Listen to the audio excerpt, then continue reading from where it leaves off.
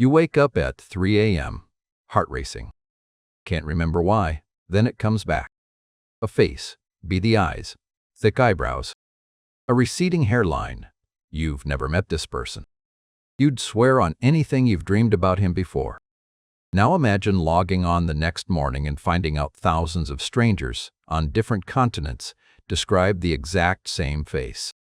That's not a coincidence. That's a campaign. According to the story that spread, it started in 2006. A psychiatrist in New York had a patient describe a recurring figure in her dreams. A man she'd never met who somehow knew intimate details about her life. The psychiatrist asked the patient to sketch him. Then something strange happened. Other patients, completely unconnected, recognized the sketch. Claimed the same man had been showing up in their dreams too. The story was framed as a real clinical mystery. Not fiction, not a marketing stunt. And it worked exactly as intended. In September 2009, a website called thisman.org went live. It displayed the sketch, beady eyes, bushy eyebrows, thin lips, a receding hairline, and an open invitation. Have you seen this man in your dreams? Flyers with his face started appearing in public spaces around the world. The creepypasta spread across blogs, forums, and early social platforms. 4chan, Reddit, Metafilter, with long threads debating whether it was real. And thousands of people answered yes. Not a handful, not 100.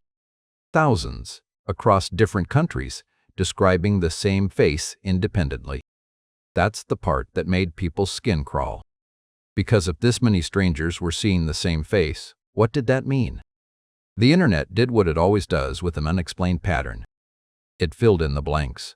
Some pointed to Carl Jung's theory of shared archetypes, the idea that all humans carry the same deep symbolic figures buried in the subconscious. Some called it a glitch in collective memory. Some went further. A time traveler.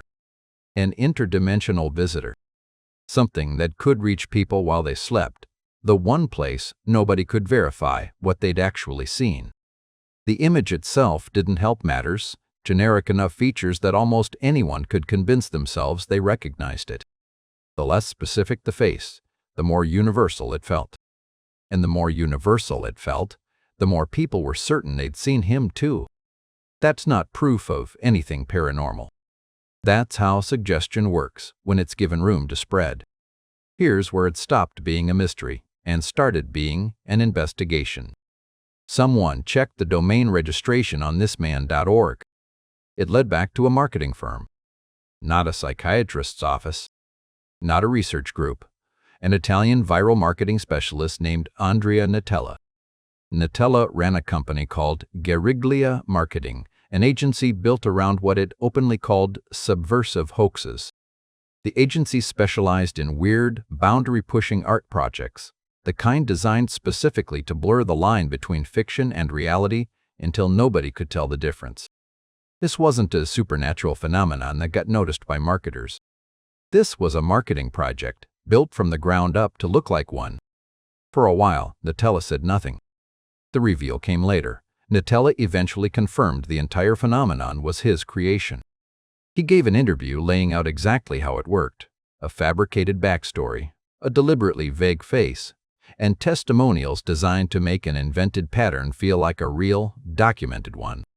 There was no psychiatrist, no patient, no dream that started it all. There were even early talks about turning it into a film, reportedly attached to a production company at one point, before the project stalled out. The entire phenomenon was engineered to be discovered gradually by people who thought they were the ones doing the uncovering. That's the part that should unsettle you more than the face itself. You weren't watching a mystery unfold. You were watching a script. Here's the strangest twist in the whole story. Even after the hoax was fully confirmed, people kept reporting they'd seen the face in their dreams. Knowing it was fake didn't make the feeling go away. That's not a flaw in the hoax. That's the actual mechanism behind it. Once you're shown an image and told other people dreamed about it, your brain doesn't file that information away neutrally. It goes looking for a match the next time you dream about an unfamiliar face, and vague, generic creatures are easy to force a match onto. The technique would later echo in other internet myths built the same way.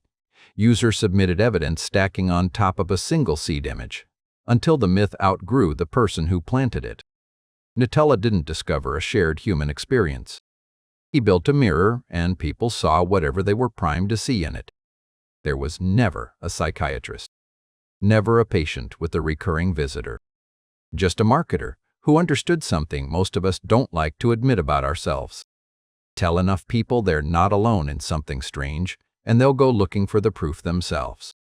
This man was never real, but the willingness of thousands of strangers to convince themselves he was, that part never needed a hoax to be true. It was already there, waiting for someone to point at it.